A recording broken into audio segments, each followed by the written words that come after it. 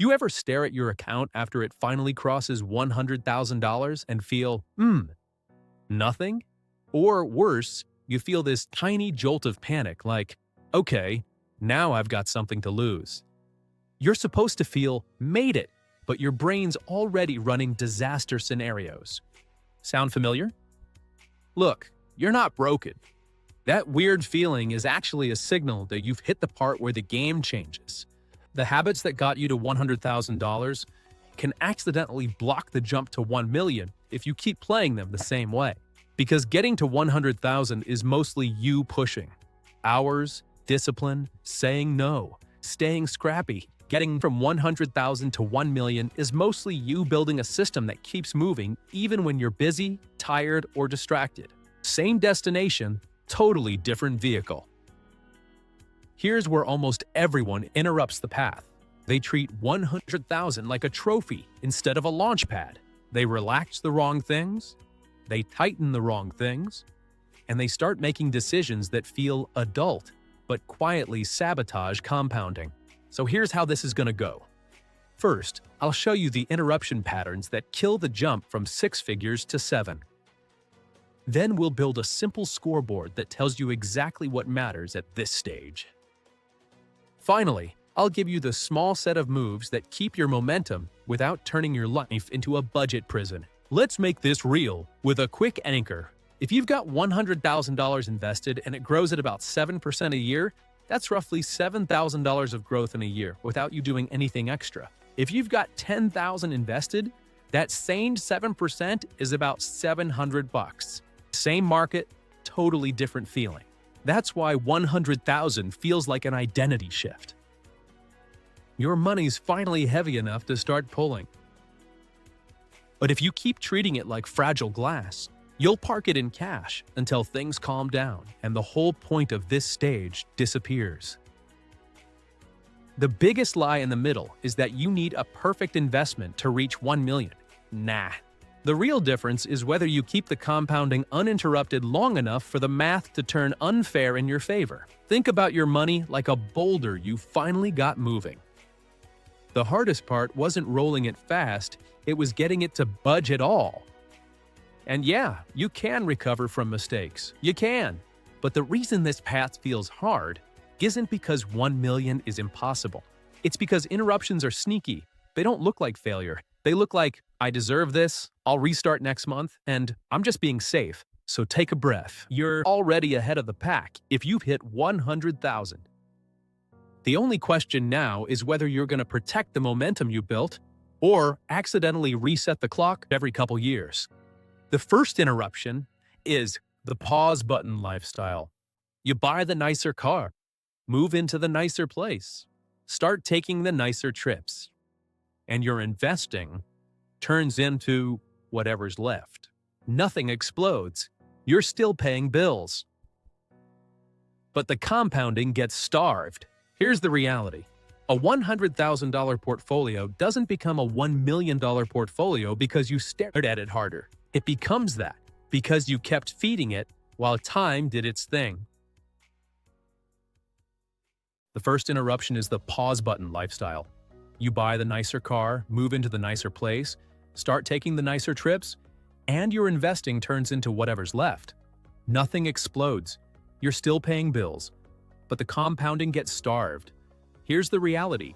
A $100,000 portfolio doesn't become a $1 million portfolio because you stared at it harder. It becomes that because you kept feeding it while time did its thing.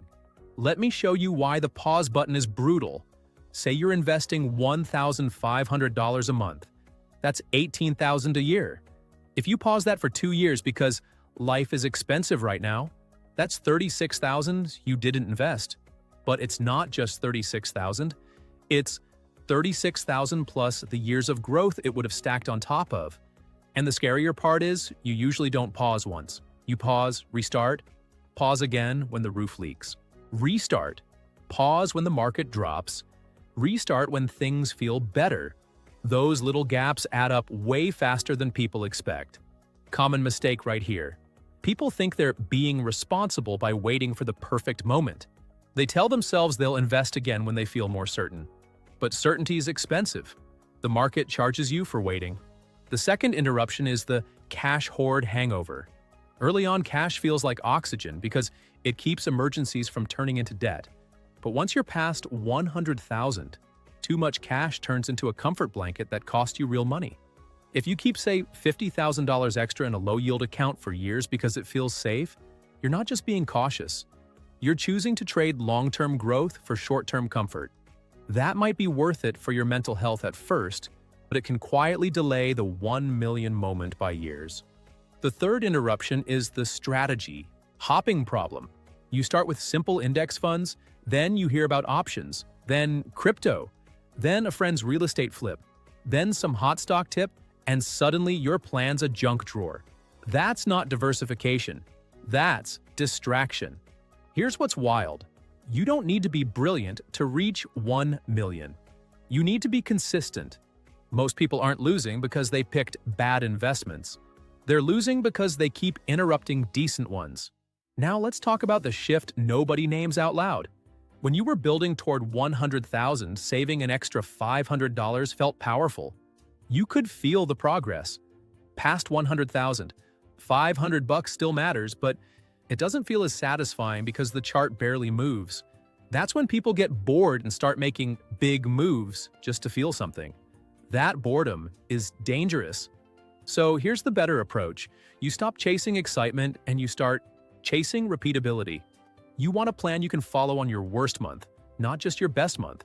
This week, set up an automatic investment transfer that happens within 24 hours of payday, even if it's small, because consistency beats motivation every single time. Now, I want to build a scoreboard that keeps you from overthinking this stage. Because if you've got a scoreboard, you don't need vibes. You don't need the news. You don't need your buddy's hot take. The scoreboard has 4 numbers that matter more than anything else: your savings rate, your contribution amount, your time horizon, and your interruption rate, meaning how often you stop, pull out, or change plans. Let's start with savings rate. If you invest 10% of your take-home pay, you're moving. If you invest 20%, you're accelerating. If you invest 30%, you're basically cheating, assuming you can do it without hating your life. The trap is thinking you've gotta hit some magical percentage forever. You don't. What you need is an upward trend over time. Here's an example that hits home. 2 people both have 100,000 invested. Person A invests 1,000 a month. Person B invests 2,000 a month. Both average 7%. After 15 years, person B doesn't just have double. Person B has a totally different life. That gap isn't because person B is smarter. It's because the contribution rate is the lever that matters most in the middle. Now let's talk time horizon. If you're trying to turn 100,000 into 1 million in 5 years, you're basically asking for heroics. That pushes people into gambling, but if you give it 15 to 20 years with steady contributions, it turns into a math problem. And math problems are way less stressful than gambles. Quick reality check with clean numbers. $100,000 growing at 7% for 20 years becomes roughly 400,000, not 1 million. So the remaining 600,000 comes from contributions and growth on those contributions. If you invest around $1,000 a month for 20 years at roughly 7%, you're in the neighborhood of 1 million. If you can push that closer to $2,000 a month as your income grows, the timeline shrinks a lot. Notice what's not in that sentence. Picking the next winning stock. Now, interruption rate. This is the one nobody tracks, but it's the whole video title. Most people don't fail because they never start. They fail because they keep stopping. If you invest consistently for 3 years, then cash out for a car, then restart, then cash out for a kitchen, then restart, you're basically taking a chainsaw to your compounding tree every time it starts to grow. Common mistake number 2, treating investing as a nice-to-have that comes after lifestyle. That flips the order. Lifestyle should be what's left after. Your future is funded, not what decides whether your future gets funded. Here's a case study that's painfully normal. A guy hits $120,000 invested at about 31. He feels proud, and he should. Then he upgrades his truck and his apartment at the same time. His monthly costs jump by $800. He tells himself it's fine because he got a raise. For the next 3 years, he invests almost nothing. Not zero, but close enough that it doesn't matter. The market has a couple of great years in there, and he barely participates. At 34, he looks up and he's at maybe 150,000. He tells himself investing doesn't work because he's been stuck for years. But he wasn't stuck. He was paused. Now rewind the same story with one change. He still upgrades something because life's meant to be lived. But he chooses one upgrade, not two, and he keeps investing $1,500 a month. After 3 years, he's not at 150. He's closer to 200 plus, depending on the market. That difference doesn't feel huge in year 1. It feels massive in year 10. That's what interruptions do. They steal your future quietly. Here's the better approach in that exact moment. When your income rises, you decide in advance how much of every raise goes to you now versus you later. A clean rule that works for a lot of people is the half and half split. If your paycheck goes up by $500 a month, you let your lifestyle rise by about $250, and you automatically invest the other $250. You still feel the upgrade and you still accelerate. You don't have to choose between joy and progress. This week, pick a raise split rule and set it as a default. Because if you wait until the money hits your account, it'll disappear like it always does.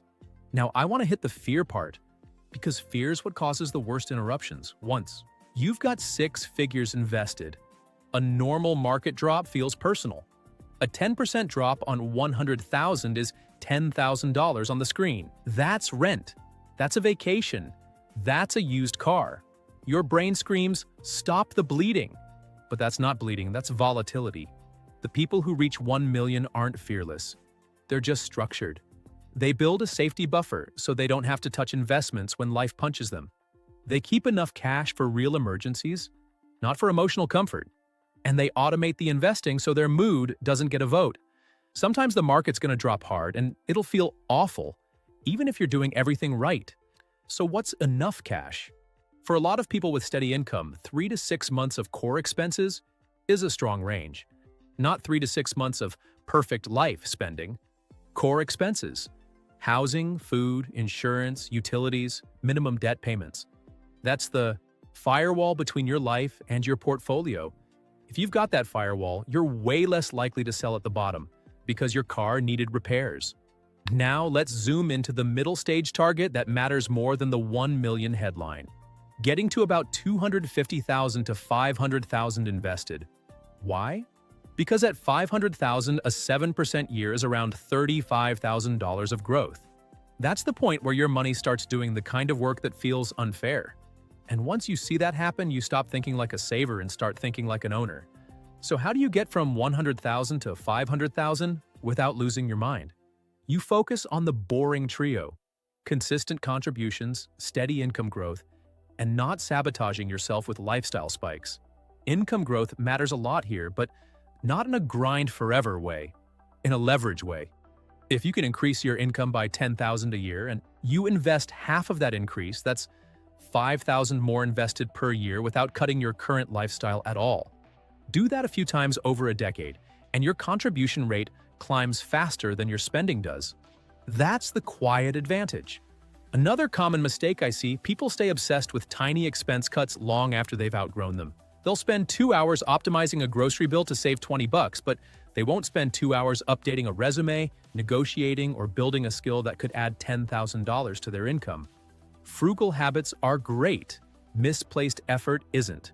Now, I'm not telling you to blow money. I'm telling you to put your energy where it returns the most. If you're already saving, your next big lever is earning. And if you're thinking, "That's easy to say," I get it. But this isn't about becoming a completely new person. It's about one solid move at a time. Maybe it's switching companies after you've built some experience. Maybe it's a certification. Maybe it's finally asking for the raise you've been avoiding. Maybe it's a side income that's actually stable, not a random hustle that burns you out. Even an extra $500 a month invested can change the timeline. Let's do another clean math picture.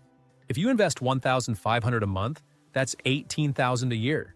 If you bump that to $2,000 a month, that's $24,000 a year. That $6,000 difference doesn't feel life-changing this month. Over 15 years with compounding, it's enormous.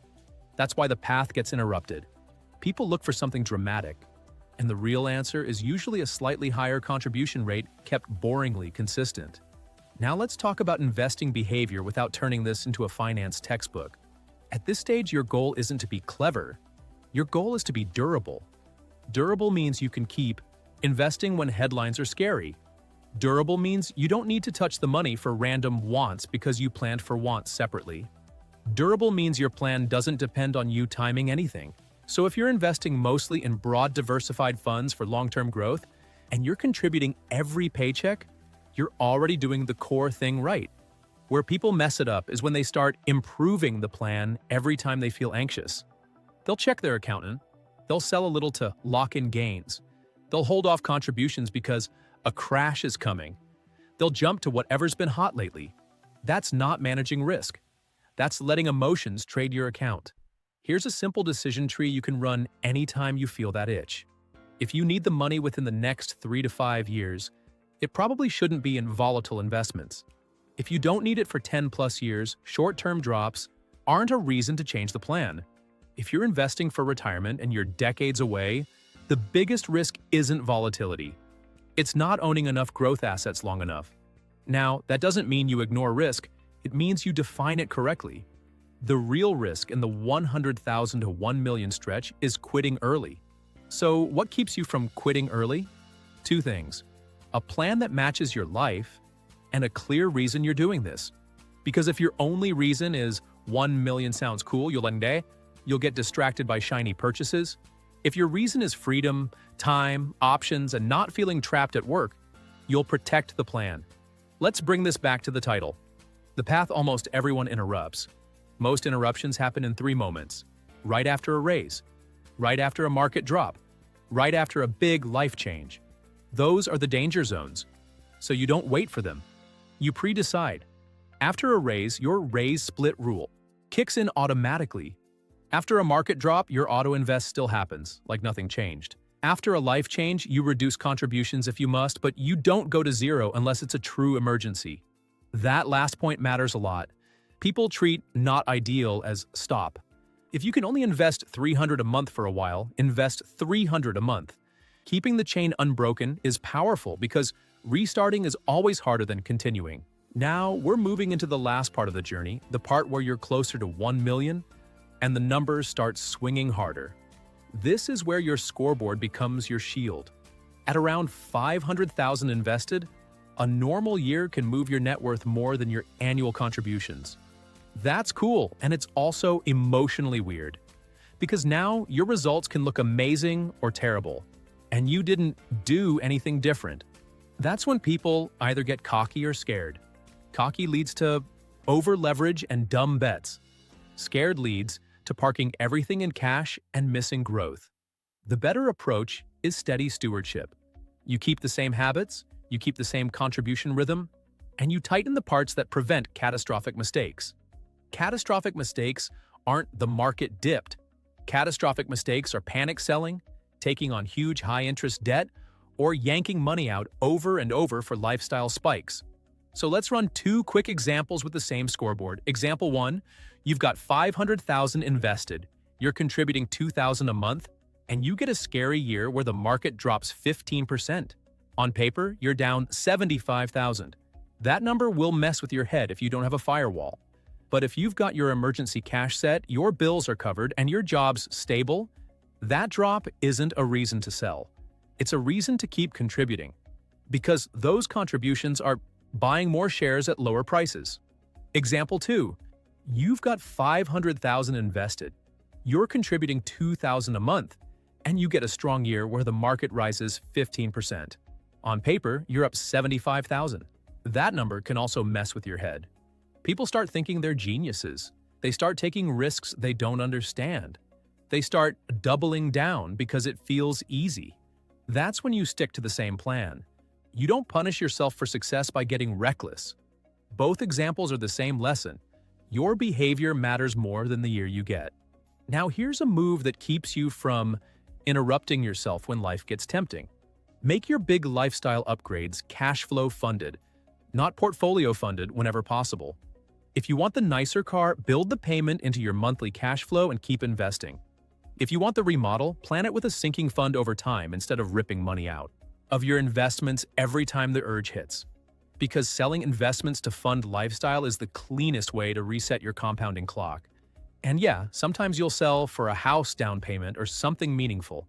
That's life. The point isn't never touch it. The point is, don't make it a habit. This week, write down the 3 most likely interruptions you'll face in the next year, and set one simple rule for each, so you don't have to improvise when you're stressed. If you do that, you're miles ahead, because most people only think about their plan when something goes wrong. Now, I'm going to land this with a simple way to measure progress that doesn't rely on vibes. If you're at 100,000, your job is to protect consistency and raise contributions over time. If you're closing in on 250,000, your job is to keep lifestyle from scaling faster than investing. If you're approaching 500,000, your job is to avoid catastrophic mistakes and stay invested through normal chaos. If you're approaching 1 million, your job is the same. Don't interrupt the compounding. That's it. That's the whole secret. It's almost boring. But boring is what works. So if you've